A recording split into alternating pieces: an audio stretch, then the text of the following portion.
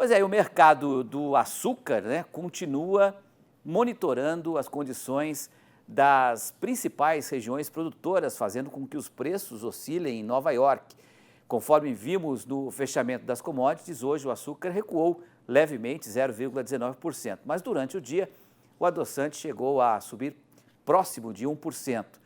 No cenário externo, há relatos de que a Índia poderá permitir que as usinas de açúcar utilizem mais açúcar para a produção de etanol. Já aqui no Brasil, conforme noticiamos ontem aqui no RN, a safra 24-25 de cana-de-açúcar começou com os preços positivos para o açúcar cristal branco, segundo o CPEA. E para analisar esse mercado, vamos conversar agora com um especialista em inteligência de mercado de açúcar e etanol da Stonex, o Felipe Cardoso. Hoje, né, Felipe, tem uma disputa boa e uma disputa positiva para a destinação da cana-de-açúcar, né? Tanto do lado do adoçante quanto também do etanol. Como é que você vê esse cenário nesse momento, até para a gente poder falar um pouco sobre a precificação, né? Tanto no cenário interno como no cenário internacional. Boa noite, Felipe. Boa noite, primeiramente agradecer o convite. É exatamente esse sentido hoje que a gente vê para a safra 24-25 do Centro-Sul. A gente vem de uma safra muito positiva para o setor, a safra 23-24, batendo recordes, tanto na produção de cana quanto na produção de açúcar, e agora esse direcionamento dos preços, tanto do etanol quanto do açúcar, é o que vai determinar a dinâmica da próxima safra. Na verdade, da safra atual, a safra que começou agora no começo do mês de abril.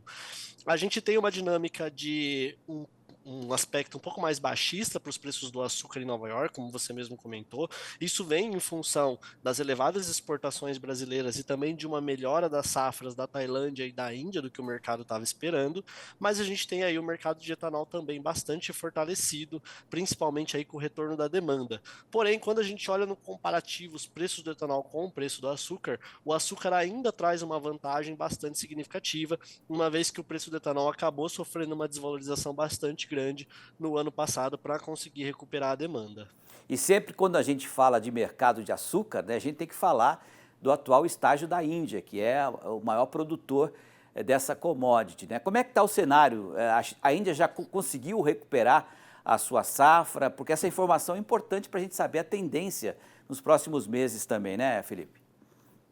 Isso, exatamente. A safra 23-24 da Índia, ela está sendo uma safra que está sofrendo devido a um clima bastante prejudicial ali no ano de 2023, o clima de monções. Então, o fenômeno do El Niño, que é o fenômeno pelo qual a gente está passando, ele acaba trazendo um volume menor de chuvas para a região ali do Sudeste Asiático, e isso acabou prejudicando o desenvolvimento dos canaviais que estão sendo colhidos nessa safra. Então, consequentemente, a gente tem uma menor produção de açúcar, uma menor disponibilidade de açúcar da Índia, tanto que desde o início do ciclo, o governo cessou as exportações, diz que a Índia vai manter a demanda interna provida para não precisar exportar, para não precisar importar. Então, com isso, ele cessou as exportações de açúcar. Recentemente, o governo trouxe aí uma perspectiva de que talvez a Índia libere um volume maior para exportação na próxima safra, mas ainda incerto. Então, essa retirada da Índia das exportações de açúcar acabou trazendo o fortalecimento dos preços do açúcar, como a gente viu no ano passado.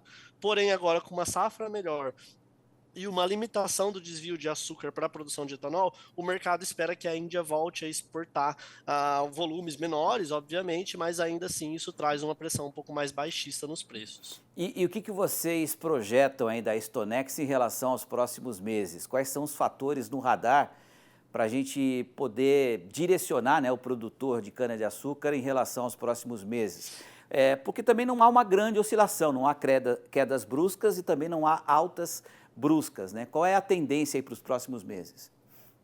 Isso, para o curto prazo, quando a gente olha para o mercado de açúcar, o Centro-Sul, o Brasil acaba sendo o principal determinante aí nos preços. Então a gente está entrando numa safra que, apesar da gente ver uma redução no volume de cana disponível em relação a 23, 24, ainda assim muito volumosa, ali perto das 600 milhões de toneladas. Então a gente ainda deve ter uma maximização da produção de açúcar por parte das usinas, e isso contribui para uma pressão mais baixista ou lateral em Nova York, pelo menos ali no pico de moagem do Centro-Sul até o mês de agosto, setembro.